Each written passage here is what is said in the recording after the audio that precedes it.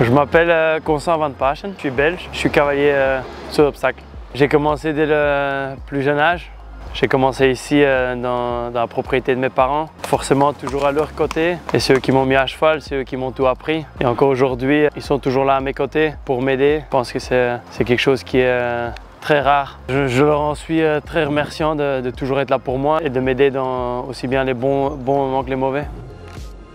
Quand on a un cheval qui est un peu compliqué ou qui est peut-être pas le plus talentueux, on va peut-être chercher plus loin et on y croit peut-être un peu plus longtemps que d'autres cavaliers. Je parle de l'encadrement, du système du travail à la maison avec mes parents et avec toute mon équipe. Donc je pense que ça c'est quand même une qualité qu'on a.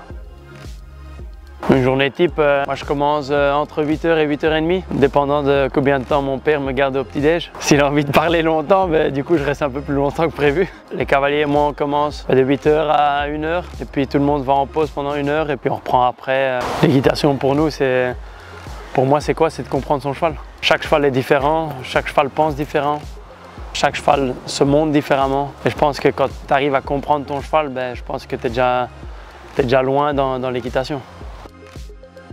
C'est en pratiquant qu'on y arrive et il ne faut pas directement baisser les bras parce qu'il y a eu 2-3 parcours qui ne sont pas bien passés.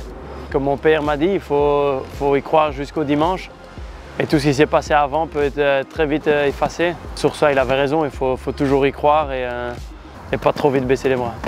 Les bonnes qualités d'un cheval d'obstacle aujourd'hui, c'est surtout déjà sa mentalité et son cœur. C'est ça le plus important à la fin. Il peut avoir une technique qui est un peu longue devant ou pas longue ou derrière. À la fin, ça a peu de sens. C'est surtout le cœur et la tête. Si un cheval a envie de sauter sans faute, oui ou non. Alors il y a des chevaux qui ont peut-être pas tous les moyens, mais qui ont une super technique et qui, quelque part, ils ont vraiment envie de le faire. Et ils y arrivent parce que justement, ils ont cette tête et cette envie de sauter sans faute. Je pense qu'il faut prendre un peu de tout le monde, de chaque entraîneur, de chaque cavalier qu'on voit à la télé, mais à la fin, tout le monde est différent. Et il faut surtout croire dans son système. Il faut continuer à croire.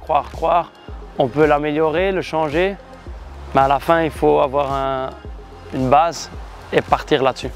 Et je pense que ça, c'est la chose la plus importante. Et être travailleur. Sans le travail, ça ne marche pas.